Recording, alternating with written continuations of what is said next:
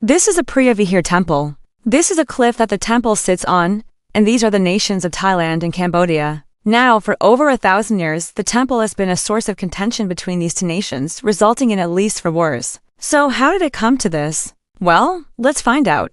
Welcome to this channel. The history of this temple dates back to the 9th century, when the Khmer Empire was expanding its domain through the jungles of Southeast Asia. By the 11th century, they had reached the Dangrek Mountains. Here they built a series of mountaintop temples, including Preah Vihear, which would serve as defensive structures in case of an invasion from the south. The empire continued to expand until it reached its territorial peak in the 12th century. Fast forward a few centuries, the Khmer had long since lost much of their empire, including the area around Preah Vihear, but in the early 20th century, French colonial authorities discovered the temple.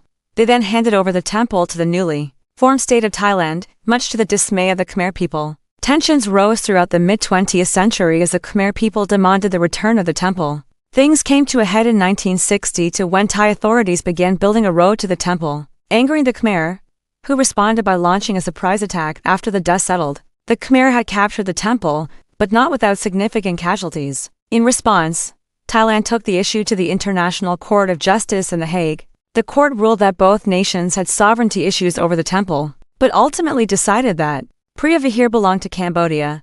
Despite the ruling, fighting continued sporadically until 1975, when the Khmer Rouge seized power in Cambodia. With the outbreak of war between the Khmer Rouge and various resistance groups, Preah Vihear became a battleground once again.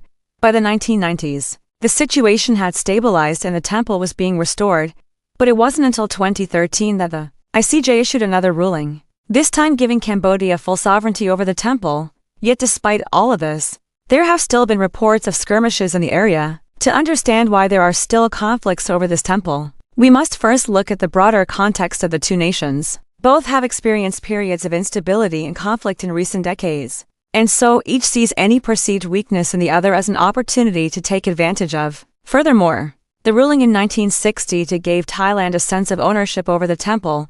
This was challenged in 2013, but some elements within Thai society continue to dispute the ruling. This is fueled by nationalist rhetoric and a desire to maintain control over the temple, even if it's only symbolic. But not everyone wants to fight over this temple. Many see the centuries of conflict as senseless and would rather focus on building a better future for their children. It's a tragic reality that even today, many people are still caught in the crossfire of this conflict. Families have been torn apart and entire villages destroyed. The innocent bear the brunt of this senseless violence, and it's only the truly desperate who flee their homes. Despite all this, there is hope for a peaceful resolution. In recent years, both nations have made efforts to stabilize the border region. This includes increased military patrols and the establishment of demilitarized zones. There have also been calls for greater cooperation between the two countries to protect the temple.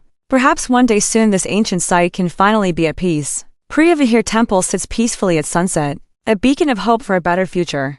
It's a reminder that even in the darkest of times, peace is always possible. Let us hope that this ancient temple will one day be a symbol of unity and cooperation between Thailand and Cambodia. Thank you for watching. Subscribe for more short documentaries like this one.